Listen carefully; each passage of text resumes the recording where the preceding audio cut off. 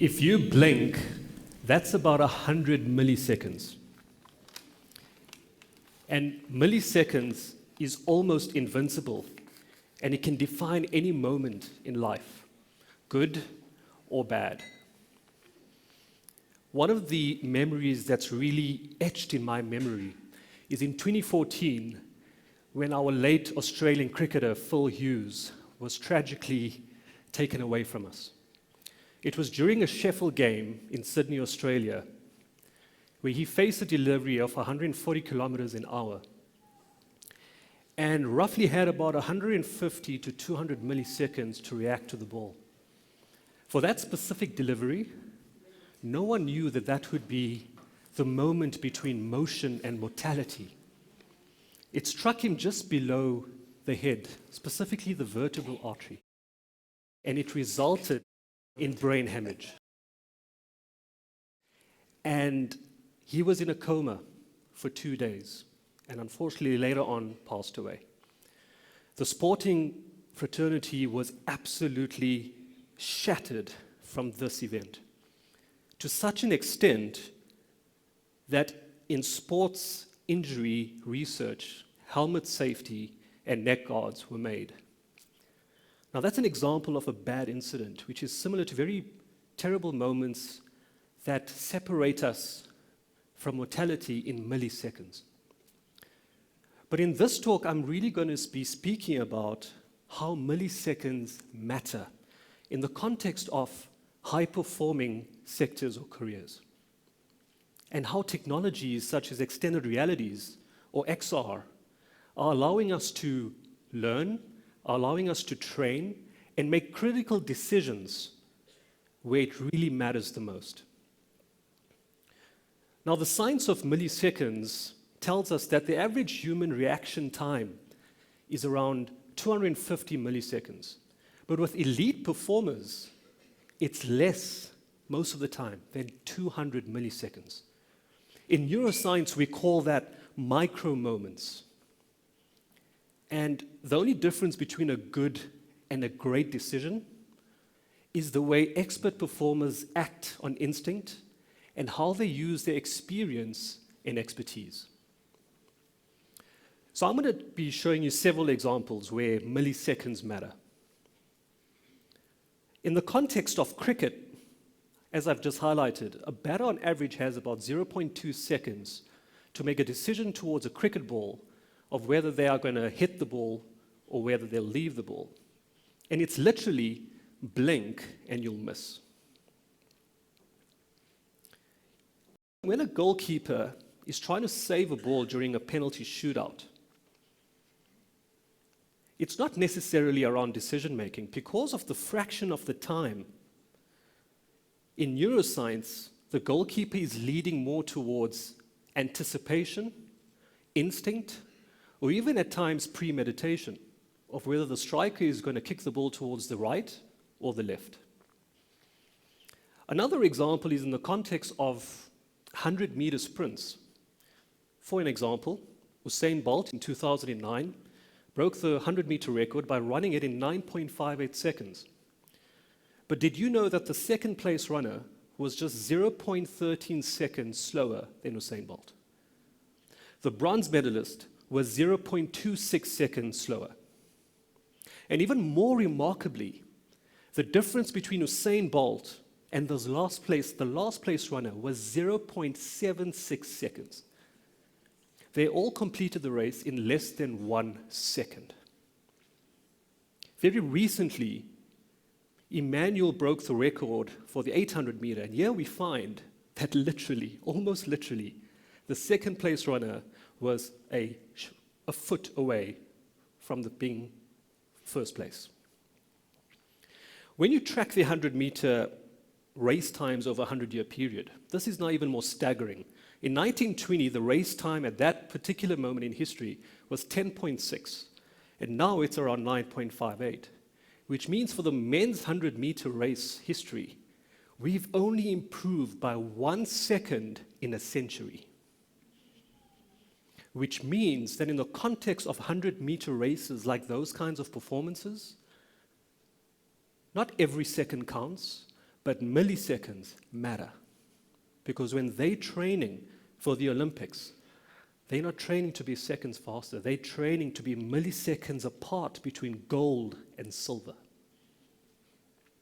Another example is in the context of Formula One.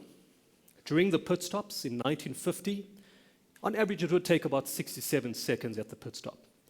Right now, the record is at around 1.82 seconds, 1,800 milliseconds. And it's basically an involvement of how engineering has become so much smarter in the context of sports engineering. 20 people around a car, one driver, and a dance of choreography. And that dance is mixed with ingredients of precision and expertise and milliseconds. So much so that if they're milliseconds slow at that pit stop, it could potentially affect the driver's position or even lap time in the race. Let me give you another example. Photographers, you might think, really? Well, they have one shot, one opportunity to capture that moment. Whether it's a bird in flight, whether it's a cheetah taking off, whether it's lionesses catching their prey, whether it's a whale in an ocean rising towards the stars of the galaxy. If they're milliseconds slower or quicker, they might miss that moment. So the next time you look at a photographer, think about how they have to use those milliseconds to capture your moment. And then lastly, the final example is in the context of the aviation sector or with pilots.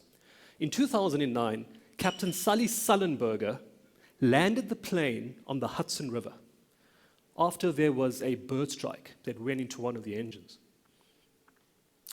There was a movie that was produced by this with lead actor Tom Hanks. And in those seconds, the captain had to decide, does he turn the plane back and land on one of the nearby landing strips or to go to LaGuardia Airport? Or does he do the unconventional act in aviation sector history and land the plane on water? And so how we can actually explain this particular event in history is by two theories. Captain Sully Sullenberger had years of experience as a pilot, which is governed by the expertise theory, and a combination of self-belief, self-reflection, and optimal decision-making, which is governed by metacognition. And when we put those two theories together, we understand how high performers, not just in aviation, but in any sector, are able to make crucial moments of decisions in fractions of a time in high pressure. And that's one of the examples that allow us to understand where seconds or even milliseconds matter. So we come to a particular stage of, can we use extended realities or XR, basically smart glasses, in the future that will echo us into a world that would allow us to learn, train, or even make decisions. Now, don't get me wrong, these are not smart glasses. These are just 3D glasses that I got from a local cinema yesterday. But the future, you will see that smart glasses are the new personal device, more than your personal mobile phone. Because extended realities will allow us to really learn, train, understand, and act on certain decisions irrespective of the sector that you would be working or training in. I like to think of XR as a time machine of the brain. I'm going to use another sports example. When a basketball player has a ball, they have three options. They can keep the ball, they can pass the ball, or they can go for the hoop. But what if we had to, in extended realities, using virtual, mixed, or augmented reality, had to speed up their training in extended reality, so by the time they go onto the court during a match, those milliseconds actually start to feel like seconds, which means they actually have a little bit of a time machine on their brain. Again, in neuroscience, we call these micro moments that can be trained so that performers can make crucial decisions a lot more efficiently and optimally. So, what's really important is that every decision that we make in the real world and every decision that we train in virtual worlds will create echoes for the future.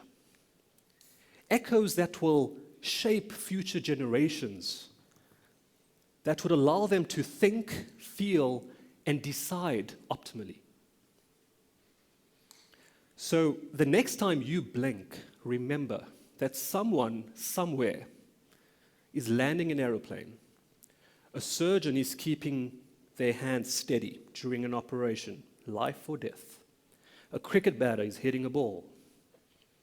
A scientist is working towards their next breakthrough. Or even a software developer is trying to create a reality where we can learn or train so that we can optimize what we do in the real world. And those milliseconds will really echo into a future where we will understand that it's not necessarily about days or hours or minutes or making every second count, but milliseconds that matter. And in that space of that echo that we create in the future, we will also understand that forever is a lie. The only thing that we have is what's between hello and goodbye. And as we move towards this echo of the future, I remain hopeful and steadfast that our humanity and our technologies can converge so that each of our milliseconds matter. Thank you.